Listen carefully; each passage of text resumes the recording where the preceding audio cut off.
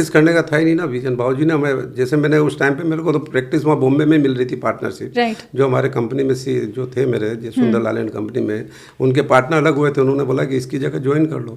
बाकी बाबूजी की इच्छा थी चारों भाई आप साथ रहोगे, जहाँ भी रहोगे, जहाँ भी काम करना। इसी वजह से न तो हमने कभी एजुकेशन में शॉर्टकट रखा, और सबको एक ही चीज़ कही कि आप एजुकेशन ले रहे हो, नॉलेज के लिए ले रहे हो, प्रतिभा पलायन मेरे को नहीं चाहिए। क्योंकि जैसे IIT M.Tech जो हमारे विपुल था, तो इसको तो वहाँ का प्रपोजल भी था अमेरिका का भी। बाकी मैंने कहा यू विल नॉट ज्वाइन, आप हमें ज्वाइन करिए, जो तुम्हारा नया ही था। अच्छा, नया था। हमारा कोटा में कुछ भी नहीं था, एक कमरा भी नहीं था मैम। अच्छा। जब हम लोग आए तो उसके बाद हम लोगों ने प्लांट लगाया, और उस टाइम पे यही था कि भाई कि कुछ अपने को करना है। तो उसके बाद फिर प्लांट एक लगाया, फिर 2009 में दूसरा प्लांट लगाया, उसके बाद डेयरी प्लांट लगाया। तो उसके बाद कंटिन्यूशन में अब जो फर्दर एक्सपांसन आ रहे हैं, ऐसा नहीं, साथ साथ 12 में भी एक्सपांसन कंटिन्यूस चल रहे हैं। वर्क फोर्स में तो देखो सबसे बड़ी बात तो ये है कि कोटा में सब फैसिलिटी पूरी है, प्लस कनेक्टिविटी भी बहुत अच्छी है।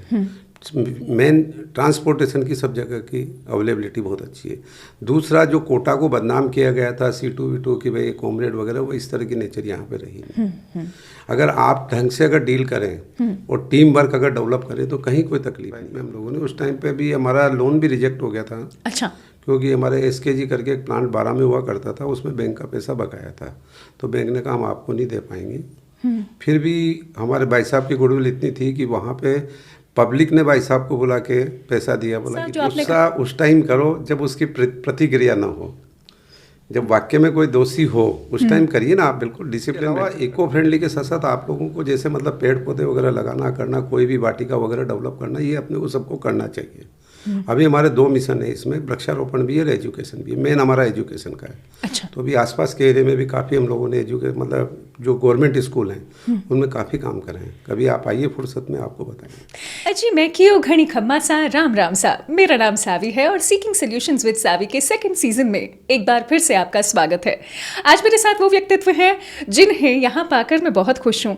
बरसों पहले जब मैं रेडियो में हुआ करती थी तो उनके ब्रांड का नाम सुनकर मैं बहुत खुश हुई थी। तब उनसे मुलाकात पॉसिबल हुई नहीं, लेकिन हाँ, आज वो सामने बिराजे हैं तो मन मुस्का रहा है। इसलिए भी क्योंकि वो कई और ब्रांड्स के भी फेवरेट है। आपको याद होगा 2nd सीजन के एपिसोड में ताराचंद गोयल सर आए और उन्होंने कहा था कि अगर बजरंग कुमार साबू सर से बात हो पाए तो बहुत बढ़िया। हमारे सामने बिराजे हैं बजरंग कुमार साबू सर फ्रॉम शिव एडिबल्स या शिव ग्रुप कहूँ, कोटा फ्रेश कहूँ, सदाबहार कहूँ, कितना कुछ। सर बहुत बहुत स्वागत है। धन्यवाद सर। मतलब क्योंकि शिव ग्रुप की मैं बात करूं, नाम में ही शिव है, और मैं नोटिस कर पा रही हूँ कि आपकी सारी फर्म्स के नाम शिव से ही हैं। तो ये जो शिव भक्ति है उस कारण है? हाँ, उसी के कारण है, हम लोग शिव के अनुयायी हुए। अच्छा। और सर शुरुआत कहाँ से होती है हमारी? पर क्या 1972 से हम 4 भाइयों की जॉइंट फैमिली है। अच्छा। और टोटल परिवार पूरी तरह से जॉइंट है। स्टार्ट करने के पहले जो हमारे बाबूजी जो इस फैमिली के करता धरता थे, और उन्हीं की प्रेरणा से आज हम लोग इस पोजीशन पे हैं। तो वो, और हमारे मेरे बड़े ब्रदर सुदर्शन जी साबू, वो भी अभी रहे नहीं, बीच में बीमारी के कारण चले गए। सबसे पहले तो मैं उनको नमन करूंगा। उसके बाद हमारे जो ग्रुप के चेयरमैन है श्री विष्णु कुमार जी साबू, मेरे सबसे बड़े भ्राता, और हमारी माँ के समान भाभी निशा देवी साबू, जिनकी वजह से आज पूरा परिवार यूनाइट है। और आप ताजुब करेंगे कि पूरा परिवार एक टीवी और एक किचन के अंतर्गत सर्वाइव कर रहा है। 23 मेंबर हम कोटा हैं, 8 मेंबर हम 12 हैं। वाह सर, कितना सुंदर संयोग भी है। और मेरे ख्याल से कोटा वाले जो सुन रहे होंगे उनके लिए ये कितना बड़ा एग्जाम्पल है कि ऐसे भी जिया जा सकता है। बिल्कुल आराम से जिया जा सकता है, कहीं कोई तकलीफ नहीं है। थोड़ा सा एडजस्टमेंट करना पड़ता है, कुछ बड़ों को कुछ छोटों को, तो आराम से चलता है। वैसे भी आजकल में पारिवारिक इकाई बहुत तेज़ी से छोटी होती जा रही है, बिजनेस बढ़ते जा रहे हैं, तो परिवार का यूनाइट रहना अपन लोगों की आगे चल के एक बहुत बड़ी मजबूरी होगी, जरूरी है। मतलब मेंबर्स कम होते जा रहे हैं क्योंकि 2x2 का कंसेप्ट है, और आगे जाने के टाइम पे तो मेरे को लगता है कि 1x1 का ही हो जाएगा। तो इसलिए थोड़ा सा परिवार जॉइंट रहे तो उसका कोई मुकाबला नहीं। सब बड़ी समस्या छोटी लगने लगी। हाँ, क्योंकि पिताजी बजरंग कुमार साबू सर के पिताजी जो हैं उनका नाम भी मैं बताना चाहूँगी, क्योंकि मैंने पहले पूछ लिया था। तो मुरलीधर जी साबू एंड जो माता जी है शकुंतला देवी जी, उनका जिक्र हुआ है। तो मैं पता है इस पूरे कॉन्सेप्ट में सबसे पहले यही सुनकर खुश हूँ कि उन्होंने सबसे पहले उन्हीं का जिक्र किया है। आगे से बिजनेस की जर्नी जानना चाहूँगी। इसके अलावा मैं थोड़ा सा परिवार के बारे में हल्का सा और बताना चाहूँगा। Right sir. कि जो हमारा परिवार पूरा एजुकेटेड परिवार है और ये एजुकेशन की मुहिम हमारे बाबूजी ने चलाई थी। वाह। थोड़ा सा ब्रीफिंग टाइम लूँगा मैं। हाँ सर, बिल्कुल बताएं। है ना, तो उन्होंने जिस टाइम पे कुछ भी, हमारी आर्थिक स्थिति बहुत ख़राब थी, बाकी मेरे को उन्होंने बॉम्बे सीए करने के लिए भेजा। अच्छा। 3 जगह से 500-500 रुपये उधार लेके। और बड़े भाई साहब और बाबूजी का पूरा ये था कि आप कुछ करके आओ और इस एरिया के लिए कुछ करें। तो उसके बाद मैंने वहाँ पे सीए किया, पार्ट टाइम करके मैंने 1500 रुपये 1 साल के अंदर रिटर्न कर दिए थे। उसके बाद मेरे को कहीं पार्टनरशिप बहुत अच्छी मिल रही थी, बाकी वो उन्होंने कहा कि आपको कोई बिजनेस करने की ज़रूरत, वहाँ पे नौकरी करने की ज़रूरत नहीं है, आप यहीं पे आके कोई काम करिए। तो हमारी शुरुआत फिर 1985 में हमने ऑयल रिफाइनरी डाली थी। उसके बाद 95 में हम लोगों ने शिव एग्रो से हमारा सोलवेंट प्लांट डाला। फिर चूँकि वहाँ पे ट्रांसपोर्टेशन की बहुत बड़ी प्रॉब्लम रहती थी, तो हम लोगों ने सोचा कि भाई कोटा में कुछ काम करना चाहिए। अच्छा। तो फिर 2003 में हम लोगों ने ज़मीन ली थी आपके अच्छा। में, और फिर 2005 में हम लोगों ने शिव एडिबल की स्थापना यहाँ पे की थी। उसके बाद 2009 में Shiv agro, Shiv veg pro, और उसके बाद 2011-12 में डेयरी का प्लांट कोटा फ्रेश के नाम से जो है। बिल्कुल बिल्कुल। और उसके बाद हमारे विपुल जो IIT एमटेक करके आया, तो उसका ये था कि विजन की अपन कुछ अलग से काम करें। हाँ, मतलब टेक्नोलॉजी वाइज भी बेहतर रहे। तो सोया प्रोटीन आइसोलेट की उन्होंने और गुप्ता जी जो हमारे टेक्निकल डायरेक्टर, उन्होंने दोनों ने मिलकर के प्लांट डिजाइन किया, जिसको हमने 2018 में कमीशन किया। ये हिंदुस्तान का एकमात्र प्लांट है अभी। हाँ सर, ये मतलब हमारे लिए बहुत बड़ी बात है कि कोटा में रहते हुए हमें शायद ये पता ही नहीं है कि सोया आइसोलेट जो है वो सिर्फ हम ही बना रहे हैं पूरे भारत में। पूरे भारत। एंड उसका हमारी मेन लड़ाई चाइना से है। और इसके वजह से चाइना ने अपने प्रोडक्ट की रेट 60% तक भी कर दी थी कि हम लोग कंपटीशन ना करें। अच्छा। और आज 14-15 कंट्रीज में इंपोर्ट एक्सपोर्ट हो रहा है अपना।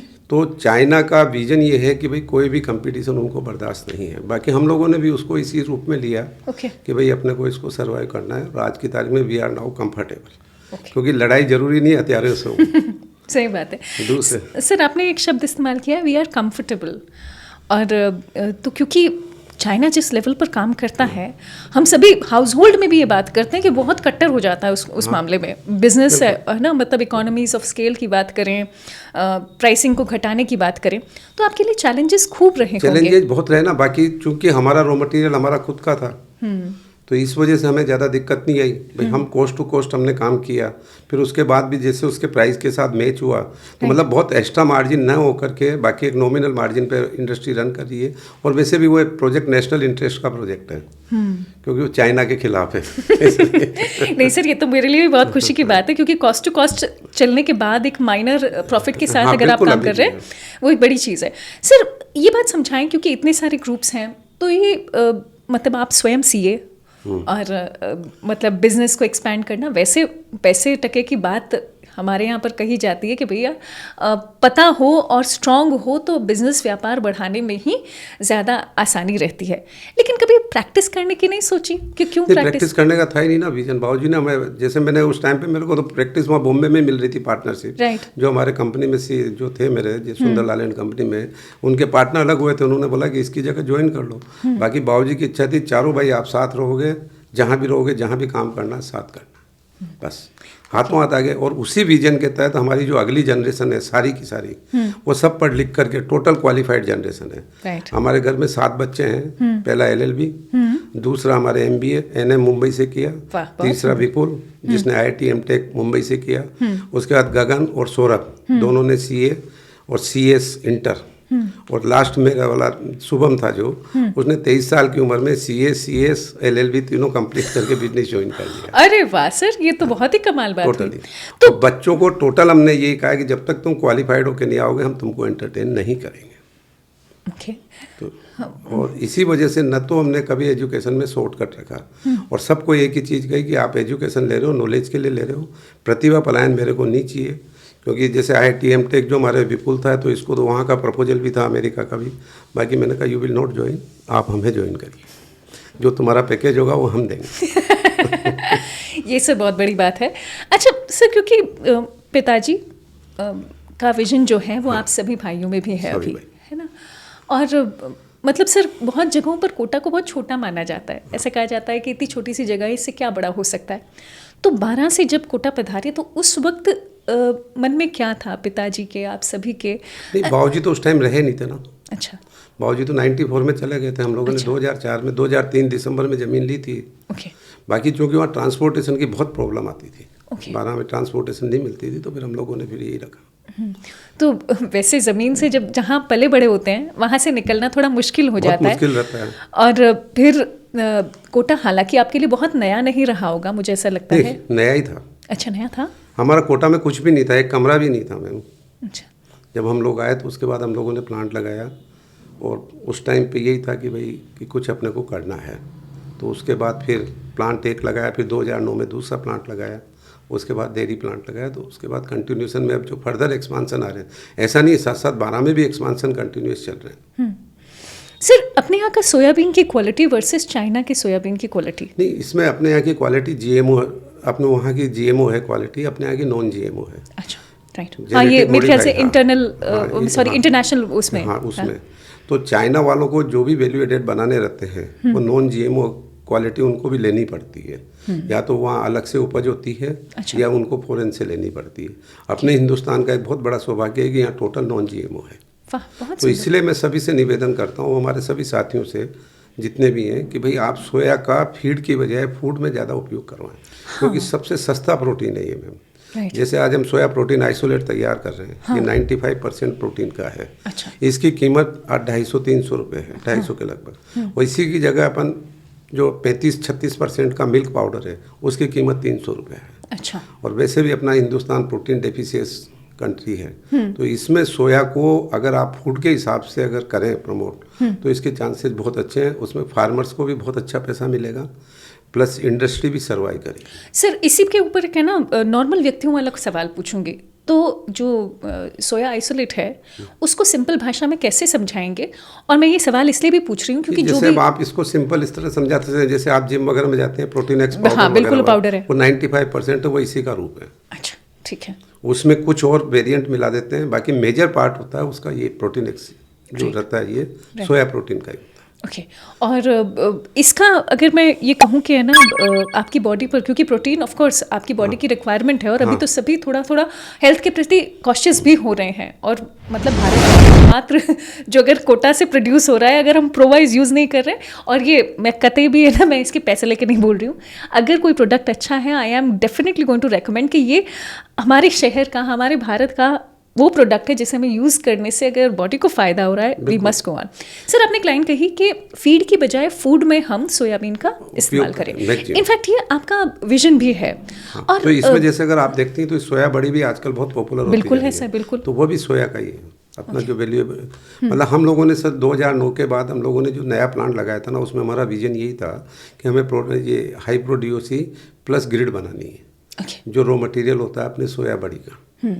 और जो हाई प्रो जो है, हाई प्रो अपना जैसे एनर्जी फूड वगैरह वाले भी लेते हैं काफ़ी, तो उस हिसाब से उसी विजन से हमने 2009 में शिव वेज प्रो के नाम से प्लांट डाला। Right sir, Shiv trading company, Shiv Agrivo, Shiv edibles, Shiv veg pro, Shiv health foods और प्रोवाइज, I mean a beautiful journey. और ये जर्नी 72 से शुरू हुई है, हाँ। है ना, और 2024 में हम चल रहे हैं।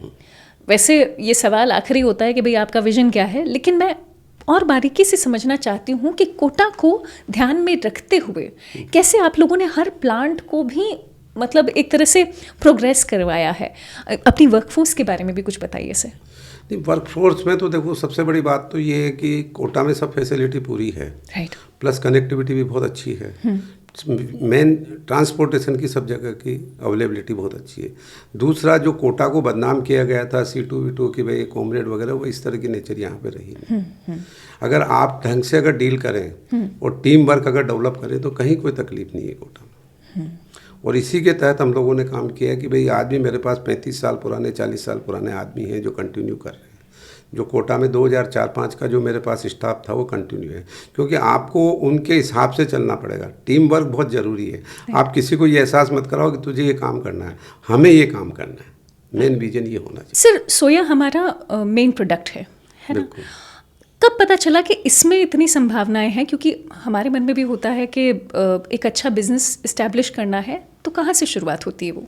इस सोया के बारे में तो मतलब सोया जो आई है 93 94 में काफ़ी अपने एरिया में कोठारी कुसुम वगैरह सब जो लगे थे प्लांट पहले, उस टाइम से ही है। ऐसा नहीं है कि कोई हम लोगों ने इसमें नया किया हो, बाकी धीरे धीरे उपज बढ़ती गई, तो उस हिसाब से फिर सोचा गया कि भाई कि अच्छा बीच में तो इतनी एडवर्स कंडीशन आ चुकी थी, जैसा कि आपको ताराचंद जी ने भी बताया था। राइट। भाई कोई लगाने के इंटरेस्टेड ही नहीं था। तो उसके बाद सबसे पहले हम लोगों ने हिम्मत करी, फिर हमने इनको भी कहा, मैंने कहा भाई आप ही आइए इसमें जो। तो उसके बाद धीरे धीरे ये बढ़ते गए। बाकी सोया जिन्होंने करी है, जिन्होंने अपने आप को टाइमली अपग्रेडेड नहीं किया और टाइमली जैसे जैसे नया आता गया उसको अपने इसमें इनकॉर्पोरेट नहीं किया, वो प्लांट अपने आप बंद होते हुए चले गए। सर, ऐसा बहुत कम होता है कि जो कॉम्पिटिटर होने चाहिए वो दोस्त हैं, है ना? अब क्योंकि ताराचंद सर स्वयं भी उसी बिजनेस में है, प्रोटीन्स में, आप स्वयं भी प्रोटीन्स में हैं, और आपने अभी अभी कहा कि हम साथ में ही आए, राइट? तो तारा जी 4 साल बाद आए, हम लोग पहले आए थे 95 में। हम लोगों ने उस टाइम पे भी हमारा लोन भी रिजेक्ट हो गया था। अच्छा। क्योंकि हमारे SKG करके एक प्लांट 12 में हुआ करता था, उसमें बैंक का पैसा बकाया था, तो बैंक ने कहा हम आपको नहीं दे पाएंगे। फिर भी हमारे भाई साहब की गुडविल इतनी थी कि वहाँ पे पब्लिक ने भाई साहब को बुला के पैसा दिया, बोला कि ठीक है आप काम करिए। वाह, क्या बात है। तो सर ये बड़ी है ना अनकॉमन सी बातें हैं। हाँ, अनकॉमन सी बात है, बिल्कुल आपको बड़ी इनअप्रोप्रिएट लगेगी, बाकी है आज की तारीख में। नहीं, इनअप्रोप्रिएट तो सर मैं क्या कहूँ, पर मुझे एक्चुअली ये लगता है कि कितनी सुंदर जर्नी है, और मतलब जहाँ आप इतने प्यार से भी सर संवाद कर रहे हैं, इतना बड़ा बिजनेस, और कई बार आपको बहुत शार्प भी होना पड़ता है, कई बार गुस्सा भी करना पड़ता है, कई ऐसे दिन होते हैं कि जहाँ पर रोज़ हर कुछ ना कुछ ऐसा जो आपने गुस्सा उस टाइम करो जब उसकी प्रतिक्रिया ना हो। जब वाक्य में कोई दोषी हो उस टाइम करिए ना आप, बिल्कुल डिसिप्लिन मेंटेन करना पड़ता है, जरूरी है वो। राइट। अच्छा सर, भारत में बिजनेस चलाने का अर्थ क्या मानते हैं? क्योंकि है ना, आपका तो कॉम्पिटिटर भी इंटरनेशनल है, और इस पूरे संवाद में क्या कहेंगे? मतलब इस सिलसिले में कुछ गवर्नमेंट पॉलिसी कभी कभी तो पॉजिटिव रहती हैं, फिर भी इसमें मेरा ये मानना है कि जो चीज़ यहाँ पे लोकल में अगर हो रही है, और अगर अपन थोड़ा ईमानदारी से मेहनत करें और पूरी जो टेक्नोलॉजी वाइज जितना भी अपग्रेडेशन का समाविष्ट करें, तो इंडस्ट्री चलाना बहुत मुश्किल काम नहीं है। बाकी उसके लिए थोड़ा पेन लेना पड़ेगा। आज हमारे पास क्वालिफाइड बच्चों की फौज है, सब लोग लगे रहते हैं। हम लोगों का विजन और उन लोगों का क्वालिफिकेशन, जो नया विजन, क्योंकि अब आज की तारीख में आप ये भूल जाइए कि पुराने ढर्रे पे अपन काम कर पाएंगे, क्योंकि पढ़ाई लिखाई भी उतनी महत्वपूर्ण है, क्योंकि आपको भी इंटरनेशनली उसी हिसाब से इक्वल होना पड़ेगा। ऐसा नहीं, इंडिया के बहुत सारे ग्रुप बाहर भी बहुत अच्छा काम कर रहे हैं, तो इसलिए आप इंडिया को कम असेस मत करिए। इंडिया की जैसी इंटेलिजेंसी कहीं नहीं है, इंडिया जैसी वर्किंग कहीं नहीं है। आज अपन 12 घंटे 14 घंटे वर्किंग आराम से कर सकते हैं, जबकि वो लोग 5 डे वीक और 8 घंटे वर्किंग में ही विश्वास करते हैं। इसलिए आप हिंदुस्तान को कम बता के बस थोड़ा सा गवर्नमेंट सपोर्ट हो जाए, जैसे चाइना में जो देते हैं, जिस तरह की फैसिलिटी वगैरह देते हैं, गवर्नमेंट इंसेंटिव वगैरह प्रोवाइड करती है, हल्का सा विजन अगर गवर्नमेंट का और चेंज हो जाए तो यहाँ पे इंडस्ट्री लग सकती है। सर, बिजनेस की बात हो रही है, एक बहुत ही कॉमन टर्म है NOC, क्योंकि हम रूल्स और रेगुलेशंस की बात कर ही रहे हैं, इतने सारे प्लांट्स, और आपने खुद ये जिक्र किया कि कैसे एक प्लांट जो 10 साल पहले भी हमने लगाया है वो ऑब्सोलीट हो सकता है, राइट? इस पूरे सीक्वेंस में जब आप एक इतना बड़ा बिजनेस चलाते हैं, तो कितनी NOCs एक उसके लिए लेनी पड़ती हैं, और मतलब क्या क्या परेशानियां हैं? इंडस्ट्री के नेचर पे करता है। अभी जैसे हमारी सोलवेंट इंडस्ट्रीज है, तो इसमें जैसे एक्जिन की NOC आएगी, पोल्यूशन की NOC आएगी, फैक्ट्री बॉयलर की आएगी, प्लस ग्राम पंचायत वगैरह की सबकी NOC लगेगी। तो ये सब आने में कितना समय लग सकता है? बहुत समय लगता है। अच्छा, तो कुछ, जबकि गवर्नमेंट ने कहा था कि हम सरलीकरण करेंगे, हमने MOU भी साइन किया था, बाकी उसके बाद भी उसका कोई इतना बेनिफिट, न्यूडल ऑफिसर बेचारा जाके रिमाइंड कर देता था उनको। बाकी आप जानते हैं कि सरकार वही है जो सरक के चले, तो फाइल भी वही है कि जो सरक के चले। हाँ सर, पर मैं, ठीक है, मेरा बिजनेस है नहीं तो मैं बहुत ज़्यादा नहीं जानती, लेकिन हाँ ये सोचकर भी मैं थोड़ी हैरान होती हूँ कि कोई अपने शहर के लिए करना चाहता है, देश के लिए करना चाहता है, आसपास सब चीज़ों के लिए बेहतर करना चाहता है, और कोई फाइल अटकी हुई है। It is a bit painful. Sir, एक बात और समझाएं, क्योंकि आपके प्रकृति को वापस देने का जो थॉट प्रोसेस है वो भी बहुत सुंदर है। मैं बहुत प्राउडली कह सकती हूँ कि आप अपने प्रोडक्ट्स बहुत अच्छी तरीके से ना सिर्फ बनाते हैं बल्कि प्रकृति को वापस भी देते हैं। और इको फ्रेंडली पैकेजिंग मटेरियल्स भी, उनका जिक्र भी करें सर, उनकी उसी हिसाब से थोड़ी कॉस्टिंग बढ़ती है मैम, बाकी कर सकते हैं अपन लोग, ऐसा कुछ भी। अच्छा, इसके अलावा इको फ्रेंडली के साथ साथ आप लोगों को जैसे मतलब पेड़ पौधे वगैरह लगाना करना, कोई भी वाटिका वगैरह डेवलप करना, ये अपने को सबको करना चाहिए। अभी हमारे 2 मिशन है इसमें, वृक्षारोपण भी है और एजुकेशन भी है। मेन हमारा एजुकेशन का है। अच्छा। तो अभी आसपास के एरिया में भी काफ़ी हम लोगों ने मतलब जो गवर्नमेंट स्कूल हैं उनमें काफ़ी काम करे हैं। कभी आप आइए फुर्सत में, आपको बताएंगे। सर, गवर्नमेंट स्कूल्स की बात आई है और क्योंकि एक लेवल पर हमें पहुंचाना है, तो किस तरीके से, किस विजन से काम वहाँ पर भी कर रहे हैं? गवर्नमेंट स्कूल में प्रतिभाएं बहुत हैं मैम। अभी हमने एक स्कूल में 5 कमरे और बड़ा बरामदा बनवाया है, वहाँ पे भी 98% एक बच्ची को, 94% एक बच्ची को मिला। मैंने उनको एक ही टारगेट दिया था कि मेरे को यहाँ से मेरिट चाहिए जब तो हम ये काम करेंगे। और वो वाकई में जो अपन प्रतिभा देखें तो वो ग्रामीण एरिया में बहुत ज़्यादा है। अभी हमारा प्रयास ये है कि जो रानपुर में है वहाँ साइंस खुले, क्योंकि साइंस के लिए सब बच्चों को, जो उस एरिया के पूरे हमारे वाले बच्चों को सबको यहाँ महावीर नगर आना पड़ता है। तो उसी के लिए भी प्रयास चल रहा है। तो शायद जल्दी साइंस खुल जाएगी तो काफ़ी ठीक रहेगा। मतलब एजुकेशन को तो आपको बढ़ावा देना ही पड़ेगा, और ग्रामीण लेवल से अगर आप जितना बढ़ावा दोगे उतनी प्रतिभाएं बहुत निखर के आएंगी। अभी हमारा एरिया पूरा बंजारों वगैरह का सबका मतलब निम्न वर्ग का है। हाँ, सही बात और है। सब स्कूलों में संख्या भी काफ़ी बढ़ गई जब से बैठने की सुविधा वगैरह हुई बच्चों को। अच्छा, टीचर्स भी उसी हिसाब से, जब क्योंकि सुविधा होती है तो वो लोग भी उसी हिसाब से अच्छी तरह से पढ़ाते हैं। हाँ, तो जगपुरा है, रानपुर है, लखावा है, 3 स्कूलों में हमने काम किया है। कभी आप आइए तो आपको दिखाएं। मैं सर आतुर हूँ। सर, कोटा के अलावा क्योंकि बच्चों की पढ़ाई पर आपने ध्यान दिया है, घर के खुद के बच्चे, बाहर के बच्चों पर भी ध्यान दे रहे हैं। अब 12 से कोटा, आगे जो प्लान्स हैं वो किसी अन्य स्टेट में ले जाने की इच्छा है? नहीं, ऐसे कोई भी नहीं। अच्छा, राइट। बिल्कुल अपना, क्योंकि परिवार में बात हुई थी कि जैसे भी हम लोग ये प्लांट हमने डाला था मुंडला में, तो सब बच्चों ने कहा हमें साथ रहना है, यहाँ पे रह के कोई अगर आपको काम करना हो तो कर सकते हो। आप किसी को भी कहो कि हम कहीं जाएं, मैंने तो उनको प्रपोजल दिया था सोलापुर वगैरह के लिए कि भाई था वहाँ भी अच्छा है कि भाई कहीं भी अपन चले हैं, MP में कहीं, बोला नहीं हम नहीं जाएंगे। बच्चों ने कहा हम साथ रहेंगे, ये हमें ज़िंदगी पसंद है। अच्छा, मैं ऐसे समझ पा रही हूँ, पढ़े लिखे बच्चे लेकिन फैमिली के साथ में। हाँ। क्योंकि अक्सर ये कहा जाता है कि जो पढ़ लिख लिया वो शहर से बाहर चला जाता है ना, लेकिन अपना बिल्कुल मामला अलग है। पढ़ लिख के बच्चे बिजनेस को ज्वाइन कर रहे हैं। पढ़ाई लिखाई इसीलिए कि आपको नॉलेज के लिए लेनी है पढ़ाई लिखाई, आपको आना यही है। इसी तरह से बच्चियों को भी है, बच्चियों को भी फुल एजुकेशन दिलाइए। 6 बच्चियां थी हमारी। अच्छा। उसमें एक ने CA किया, एक ने CS किया, 3-4 ने MBA किया। बाकी उनको भी ये कहा कि भाई पढ़ लिख करके तुम्हें जहाँ पे वो जैसा काम कराए वैसा आपको करना है। सही बात है। जरूरी नहीं है कि आप चाहो कि भाई जॉब किसी से भी नहीं करवाया, न बच्चों में न बच्चियों में, किसी से भी जॉब नहीं करवाया। तो सबको इसी तरह से आप ट्रेनिंग, अगर आप शुरू से बच्चों में इसी तरह के संस्कार दो तो कोई तकलीफ नहीं है। नहीं तो आप ये सोचिए कि बच्चे पढ़ लिख करके अगर बाहर चले जाएंगे तो फिर जो आपने एम्पायर खड़ा किया है या जो भी डेवलपमेंट किया वो कैसे होगा, उसको संभालेगा कौन? इसलिए मैं तो सभी से निवेदन करता हूँ कि आप बच्चों को एजुकेशन पूरी दिलाइए, क्योंकि एजुकेशन में कोई कंजूसी नहीं और एजुकेशन में कोई शॉर्टकट भी नहीं। जनरली आजकल क्या करते हैं, किसी भी इंस्टीट्यूट से MBA का सर्टिफिकेट ले लेते हैं, कर लेते हैं, कभी नहीं। उसको हमेशा टफ टारगेट दीजिए। बच्चों को हमेशा जंगली पौधों की तरह तैयार करिए, न कि गमलों के पौधों की तरह। हमारा बिल्कुल स्पष्ट विजन है। और उनको बिल्कुल बोला है कि जब तक तुम क्वालिफाइड होके नहीं आओगे तब तक हम नहीं करें।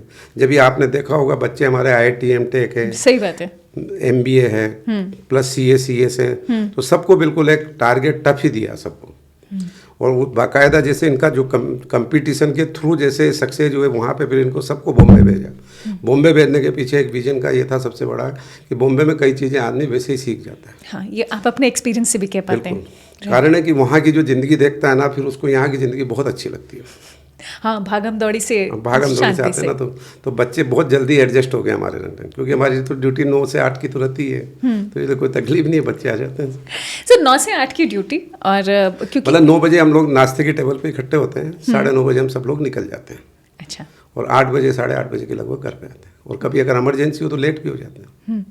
सर, कितनी स्लीपलेस रातें होती है, क्योंकि इतना बिजनेस में चलता रहता है, पर वो ऑफ कोर्स आपके माइंड में तो चलेगा। ये मैं इससे पूछ रही हूँ क्योंकि मैं सिर्फ बिजनेस फैमिली से ही पूछ सकती हूँ ये बात। तो मतलब क्योंकि टफ टाइम्स भी आते हैं और टफ टाइम्स में इसके लिए परिवार है ना, कहीं पे लगता है आपको तो परिवार में शेयरिंग करिए ना आप।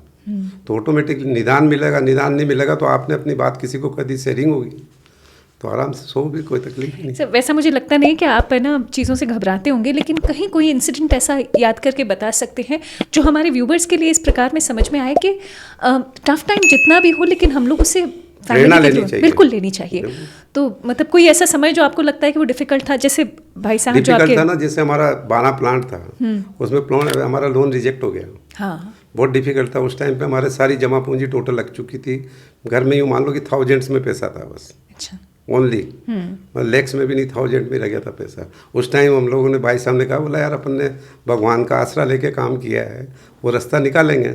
तो जब 12 में लोगों को मालूम पड़ा, कुछ लोग थे हमारे मिलने वाले कंडाल, तो उन्होंने कहा आप ये साल भर का चेक ले जाइए। वाह क्या बात है। हाँ, आप काम करिए। और फिर उसी पीरियड में एक को डीजीएम हुआ करते थे हमारे, उदयपुर से थे, गोवा साहब थे, उनको जरूर याद करूँगा मैं। वो हमारे विजिट आए थे प्लान। बोला साहू जी चालू क्यों नहीं कर पा रहे? मैंने साहब चालू में इसमें ये प्रॉब्लम है। बोला आपको जैसे चाहिए, मेरी लिमिट 2 करोड़ रुपए की है, आप चाहे वर्किंग कैपिटल कर दूँ, टर्म लोन कर दूँ, जैसे आपको कराना। तो उन्होंने दे दिया। सर जिक्र आपने किया है तो ब्यूरोक्रेसी के बारे में पूछूं, क्योंकि जो रिश्ता बिजनेसमैन और ब्यूरोक्रेसी का है, ब्यूरोक्रेसी में सब आदमी हल्के नहीं होते। अच्छा, बहुत आदमी कोऑपरेटिव भी होते हैं, जिनका नेचर इस तरह का होता है कि भाई कुछ न कुछ आदमी ग्रो करे। नेशनल इंटरेस्ट के आदमी बहुत हैं। अभी भी मैं कहूँगा, एक बात जरूर मैं कहना चाहूँगा आपके चेहरे पे, अभी भी अच्छे आदमी बुरे आदमी के मुकाबले ज़्यादा है। वाह क्या बात है। ये तो सर मतलब बहुत कम लोग कहते हैं बात। बिल्कुल, अच्छे आदमी अभी भी ज़्यादा है। सर मतलब मैं जिन चीज़ों पर थोड़ी सी कंफ्यूज हूँ वो ये कि इतना मतलब जैसे कहते हैं ना टफ समय, वैसे तो बिजनेस का मतलब ही रिस्क है, हर दिन टफ रहता है। हाँ, लेकिन उसके बावजूद मतलब मुस्कुरा के सब चीज़ों को हैंडल कर लेना, ये कैसे पॉसिबल है सर? ये इसका राज क्या है?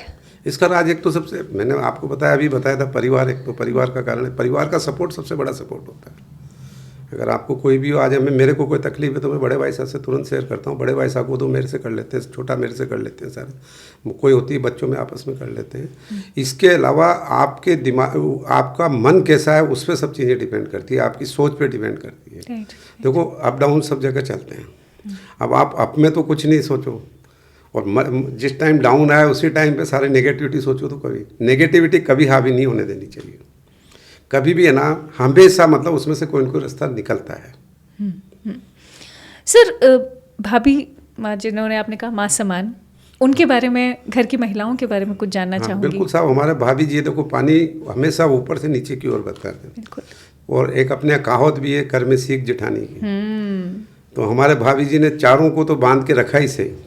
इसके अलावा जितनी बहुएं भी आई हमारी बहुओं का स्ट्रक्चर मैं आपको बता दूं। हाँ सर, सुनना चाहूँगी। हाँ। पहली बहू है हमारी हिसार से। अच्छा। सेकंड बहू है अहमदाबाद से। ओके। तीसरी है सोलापुर से। चौथी है आपके अपने ब्रह्मपुर से, जो उड़ीसा में है ब्रह्मपुर। अरे वाह, पूरे भारत के। और 5वीं है कूचबिहार से। वाह क्या बात है। और 6ठी है दिल्ली से। क्या बात है, तो पूरा भारत समाया हुआ है कोटा में। इसलिए, और सब बिल्कुल बहनों की तरह रहती है। अगर हम लोग टेंशन फ्री हैं तो उसमें महिलाओं का बहुत बड़ा योगदान है। और इन सबको एक सूत्र में पिरो के रखने का काम मतलब हमारे बड़े भाभी जी ने जो सीख उनको दी, मेरी मिसेज हो चाहे रेणु भाभी जी, जब सबको दी उसी हिसाब से।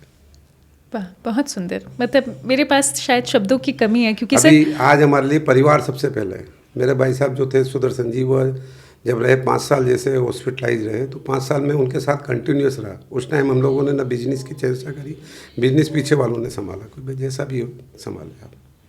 तो परिवार की कोई भी तकलीफ होती है तो परिवार पहले है, बिजनेस बाद में। एक ही मोटो रख के चलते हैं। सर इतना बिजनेस को एक्सपैंड किया है आपने, आपका बाहर जाने का मतलब इच्छा नहीं है? आपने तो खैर आइडिया भी दिया शोलापुर का, तो इस बारे में ऐसा नहीं लगता कि कहीं यहीं पर रह के क्या सब कुछ हो पाएगा कि नहीं? नहीं हो पाएगा ना, और फिर आगे का भविष्य किसको मालूम है। कल मान लीजिए कि आपका कोई बहुत बड़ा भी आता है कोई काम इस तरह का, अगर अपने को शिफ्टिंग करना रहा तो करेंगे बच्चों। अब वो बच्चों को करना है, अब हम लोगों की तो उम्र हो गई।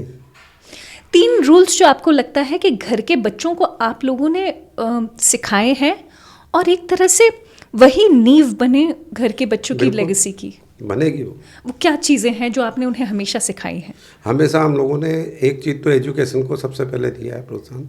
दूसरा, हमारे यहाँ पे हर संडे को हम बच्चों के साथ भोजन करते हैं, भोजन मंत्र के साथ। उस दिन बच्चों का नियम ये रहता है कि कोई जूठा नहीं छोड़ेगा, पानी नहीं पिएगा, जो चीज़ नहीं खाने वाली होती वो सब बनती है और उनको सबको खानी पड़ती है। जैसे सर क्या बनता है? जैसे करेला है, करेला पसंद नहीं है, भिंडी पसंद नहीं है लोगों को, तो सब करते हैं।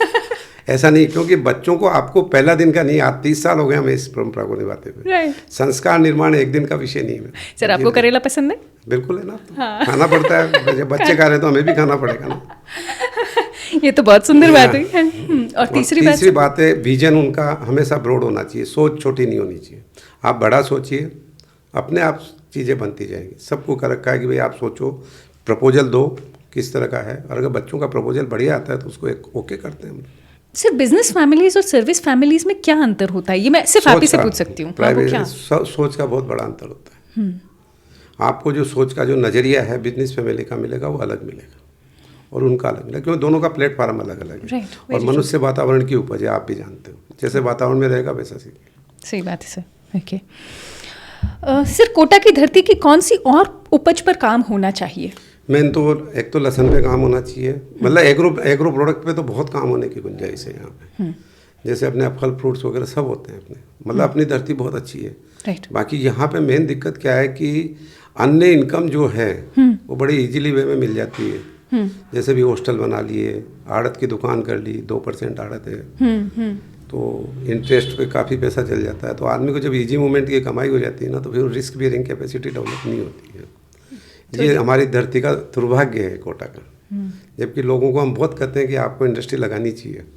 मेरा तो जनरली सब लोगों से ही रहता है, सब मिलने जुलने आता है, भाई कोई हिम्मत ही नहीं करता। और हिम्मत आपको क्यों लगता है कि नहीं करते? इसी वजह से कि दूसरी जगह से पैसा इजी मिल रहा है। आड़त की दुकान कर लेगा, 2% मिल रहा है उसको आड़त। हाँ, अपने यहाँ पर तो आड़त की बहुत बिजनेस है, मतलब मेरे ख्याल से कारण है ना, 3 रोटेशन घूम गए मैम। तो आज 5 मान लो 1-1.5% का खर्चा भी मान लो, तो 3-4% का रिटर्न छूट जाए, फिर किसको जरूरत है मेहनत करने की? सर ऐसे में क्या किसान को नुकसान नहीं होता? किसान को तो नुकसान है, इसके लिए भी हम लोगों ने आवाज़ उठाई है कि आड़त सिस्टम बंद होना चाहिए। अच्छा, पर ऐसे में तो थोड़ा वो भी विरोध भी आया होगा। विरोध आता है ना, क्योंकि किसान को तो बेचारे को कुछ मिलता ही नहीं, और कुछ अपने यहाँ पर 70% तो शायद आड़त का ही बिजनेस है। हाँ, ये अपने मतलब 3-4 मंडियाँ हैं जो मेजर आड़त की लगी हैं अभी। जैसे कोटा है, रामगंज मंडी है, भवानी मंडी है। आड़त खत्म होनी चाहिए, हमारा ये मानना है। अच्छा। और कुछ मंडी टैक्स भी कम होना चाहिए।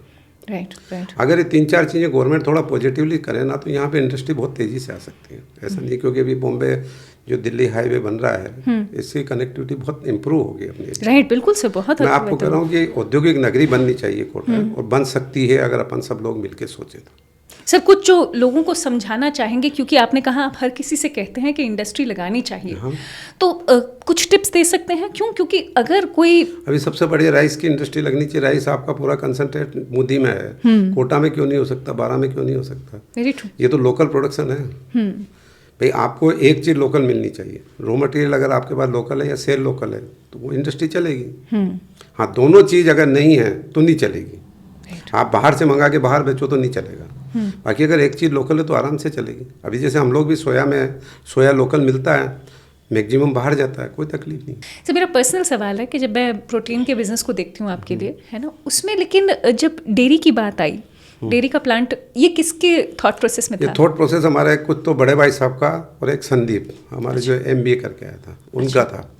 बड़े भाई साहब हमारे क्या है कि इसमें आदिवासी कल्याण, आदिवासी वन परिषद वगैरह में काफ़ी इन्वॉल्व रहते हैं। तो उनका यह था कि भाई कि अपने को पशुओं के लिए इतनी सब बड़ी बड़ी बातें करते हैं कि अपने को कुछ सार्थक कदम करना चाहिए। तो फिर उस टाइम पे डेयरी का विजन आया था।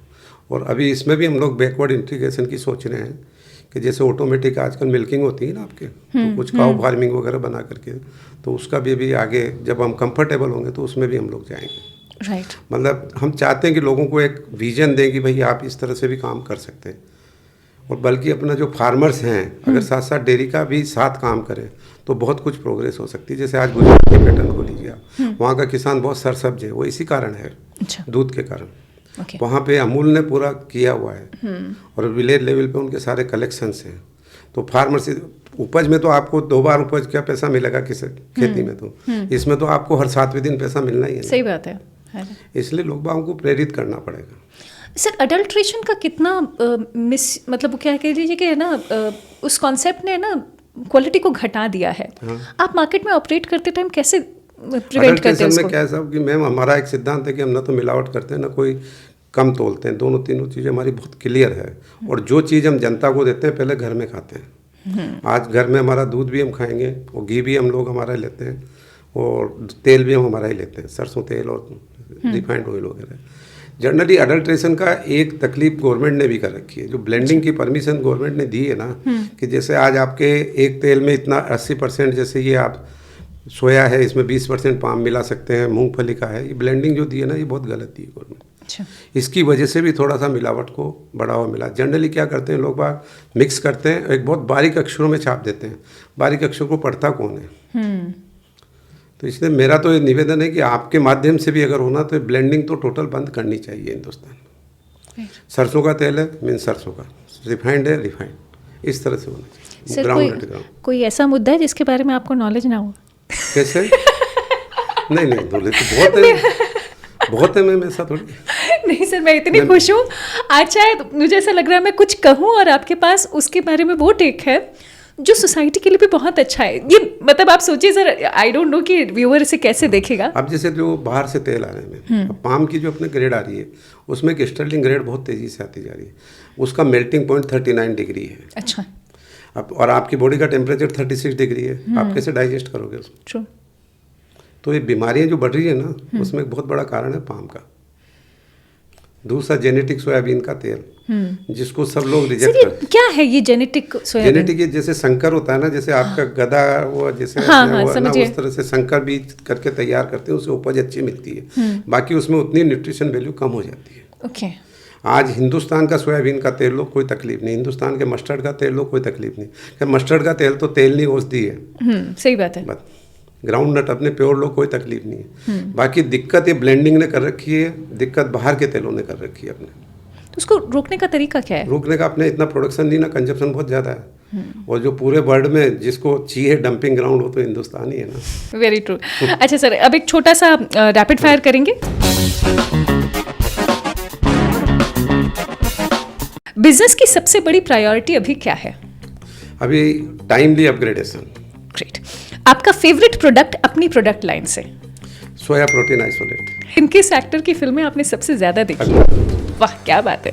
4 बिजनेस दोस्त यानी बिजनेस फ्रेंड्स 4 आपके कौन होंगे अगर मैं टॉप पर रखूं तो?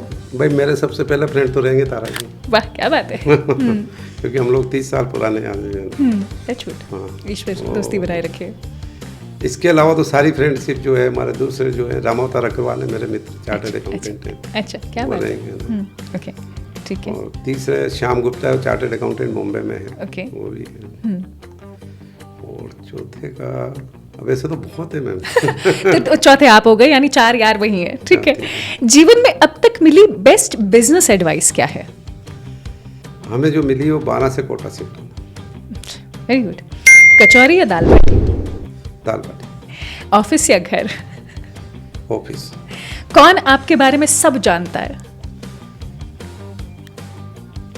भाई परिवार से हटके तो हमारे मित्र लोग तो सब जानते ही हैं। ठीक है। शहर या गांव? नहीं मीडियम भी हो तो कोई तकलीफ नहीं। ठीक है। छुट्टी या काम? काम। चाय या कॉफी?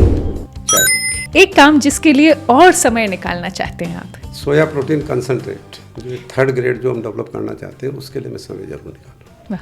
क्योंकि इसमें अगर आपने देखा होगा एक तो सोया प्रोटीन आइसोलेट और एक हमारे ग्रिड बनती है, उसके एक बीच का कंसेप्ट हो रहता है सोया प्रोटीन आइसोलेट। अच्छा। उसके लिए ओके।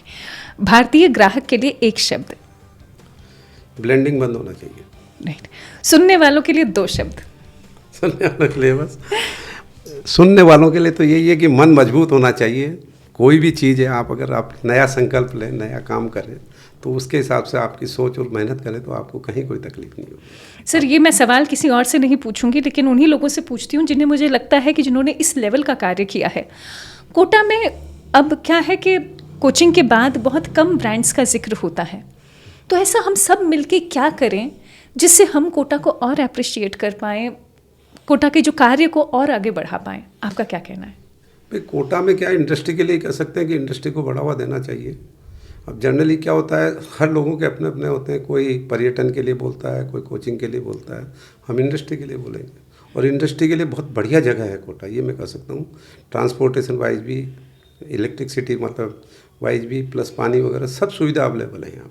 और सर एक जो सबसे बड़ी बात जो आपने अपने परिवार में डाल रखी है कि यहाँ के बच्चों को आप पढ़ाते भी बहुत हैं। बिल्कुल, है ना, थैंकफुली ये यहाँ पर बहुत अच्छा होना है। चाहिए। अपन जो ये करते हैं ना कि बच्चों को शुरू दिन से अपन धंधे में डाल देते हैं, नहीं डालना चाहिए।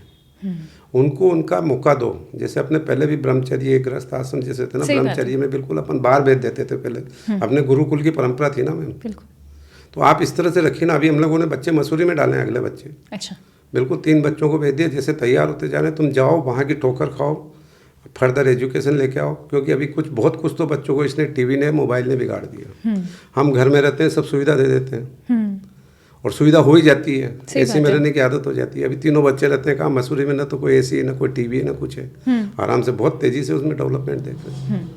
तो क्या होता है कि बच्चों को आप टारगेट हमेशा हार्ड दें, बस मेरा तो ये कहना है। शॉर्टकट नहीं देना चाहिए, क्योंकि ज़िंदगी हमेशा सीढ़ी की तरह चलती है, लिफ्ट की तरह नहीं। क्या बात है। बजरंग कुमार साबू सर, मतलब मुझे ऐसा लगता है मैं शायद घंटे भर और बातें कर सकती हूँ, पर समय को ध्यान में रखते हुए फिलहाल विराम लेते हैं। लेकिन विराम लेने से पहले मेरी पर्सनल इस पूरे पॉडकास्ट एपिसोड में जो खुशी की लहर जो आप मुझे चेहरे पर देख पा रहे हैं, उसका रीज़न ये है कि आज एक ऐसे व्यक्ति से बातचीत हुई है जिन्होंने अपने बिजनेस के हर एस्पेक्ट को समझा है, लेकिन प्राइम पर फैमिली को रखा है। आप ये दूसरा ऐसा एपिसोड देख रहे हैं जहाँ पर फैमिली का सबसे ज़्यादा जिक्र हुआ है। द रीज़न इज़ क्योंकि फैमिली बचाए रखती है आपको अन्य किसी और परेशानी से। वहीं अगर आप बिजनेस का ध्यान करना चाहते हैं, बिजनेस को आगे बढ़ाना चाहते हैं, तो थोड़ी रिस्क बेयरिंग तो होनी पड़ेगी। मैं क्या ही शब्दों में बयां करूं कि आज जो ये संवाद मिला है वो कितना कितना कितना सुंदर है। बस कोशिश यही है कि ऐसे संवाद और आप तक पहुंचते रहें। और हाँ, इस पॉडकास्ट को अगर आप अपने मित्रों के साथ शेयर करेंगे, सावी ज़्यादा खुश होगी। This is a brilliant conversation with Bajrang Kumar Sabu sir. लेते हैं विदा। धन्यवाद। Ram Ram sir. Thank you.